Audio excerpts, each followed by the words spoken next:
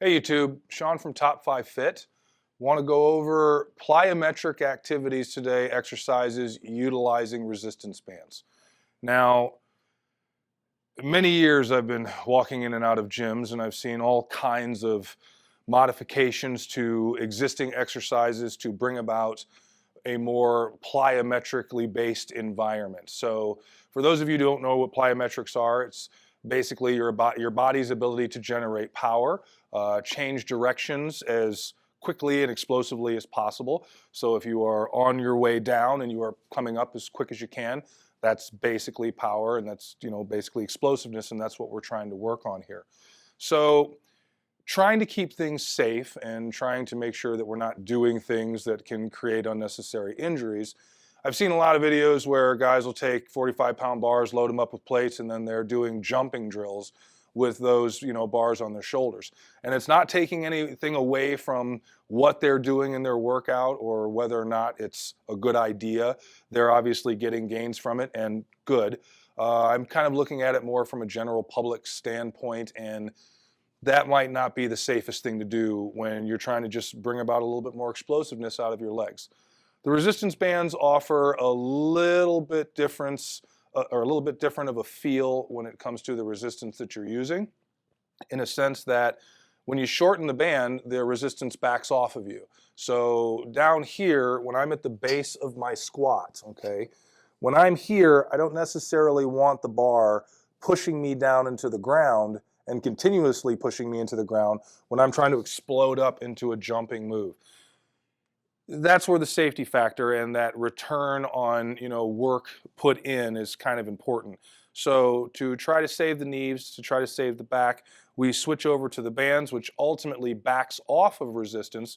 You shorten that band, it's not pulling you down to the ground as hard, which is kind of a benefit because you can focus on putting all of your energy into that explosive upward movement, that jump. So we're going to take a look at that. Now again, in my facility, I have the luxury of having these pre-made bars that I've strapped down to the floor. If you're in a big box gym, small box gym, if you are even at home, you really just need to make sure you have something that won't move once the bands start pulling on them.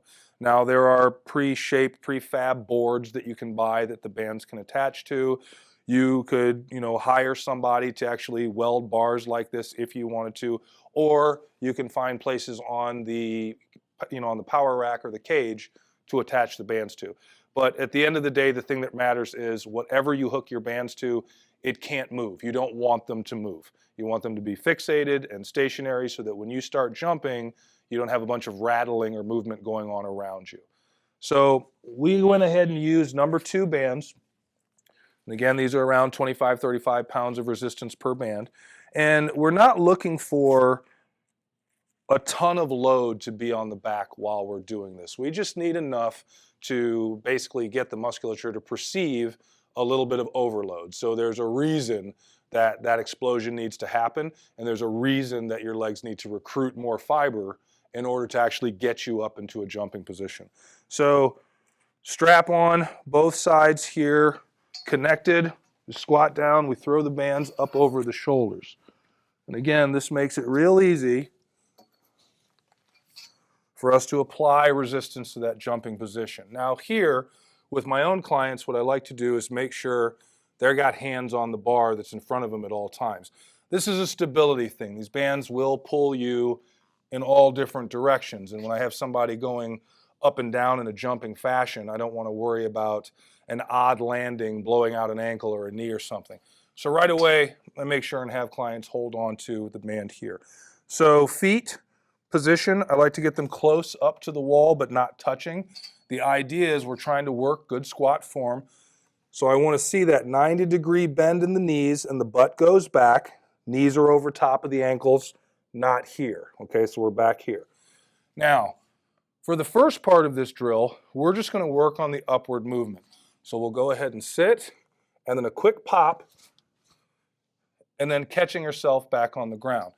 A couple of things I want you to notice about that landing. So as I explode up and make contact with the ground, there's a give. I'm dispersing as much of that impact as I possibly can. So I'm landing and allowing a little bit of bend in the hips and the knees instead of landing stiff-legged, which ultimately can just squish up your joints, create injuries, make things uncomfortable.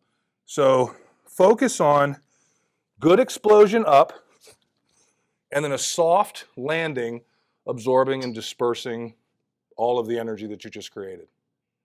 Okay, the next variation on the same exercise we want to look at is basically just adding speed to it now. So instead of actually pausing after each jump, we want to try to make everything as continuous as possible. So now what I'll do is I'll sit, explode, land, but instead of pausing at that land, I'm going to go right into the next jump. So it's going to look something like this.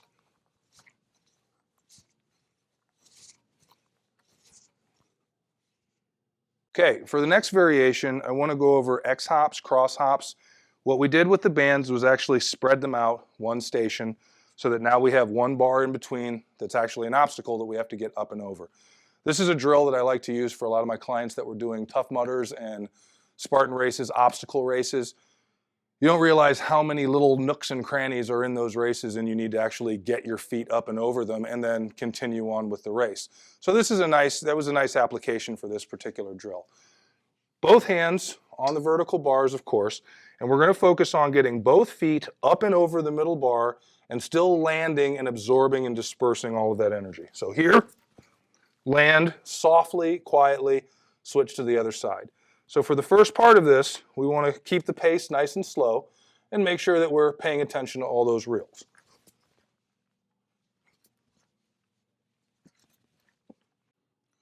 Okay, the next variation on the X hops is we're going to go ahead and switch to single leg. Now I'll use my right leg so that you can actually see the opposite foot up and where to hold it. But ideally, both hands, all the rules stay the same. Both hands are on the vertical bars. We're still trying to clear that middle bar.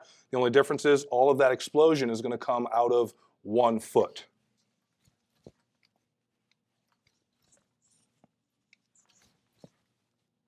All right, guys, that about wraps it up for the plyometric drills that we're doing with the resistance band. To kind of recap, we hit a regular exploding squat, just a jumping drill where basically we pay attention to sitting back 90 degrees at the knees, getting the butt down, and then a nice explosion upwards with the number 2 bands on the shoulders. The second variation of that was the element of time, speeding up the drill so that the recoil that you're experiencing from absorbing all that energy and slowing yourself down, you're immediately putting back into the next jump. Variation number 3, we're getting into the X hops where we're actually crossing the center bar, working more of a lateral movement with the resistance still on the shoulders. And then of course, variation number 4, going into the single leg option. Now, as far as when you would want to apply these in your training or how to apply them in your training, the rules of plyometrics still stand. You should probably only maybe throw these in 1 to 2 times per week. And that's not an ego thing. We're not trying to say people can't take more than that, but just from the damage that plyometrics can create, you are breaking apart a lot of muscle tissue in order to bring about more explosive, more fast twitch type A muscle fibers. That breakdown has to be respected. So keep the distance between, a couple of days between the plyometric workouts that you put in to make sure that you understand what your recovery rate is. And as long as you're kind of paying attention to that, these drills are going to do nothing but benefit you. Thanks again for watching. If you have any questions or comments, or if there's something you'd like us to cover, please feel free to throw it in the comment box below. And don't forget to hit subscribe because there's going to be more videos. Thanks again.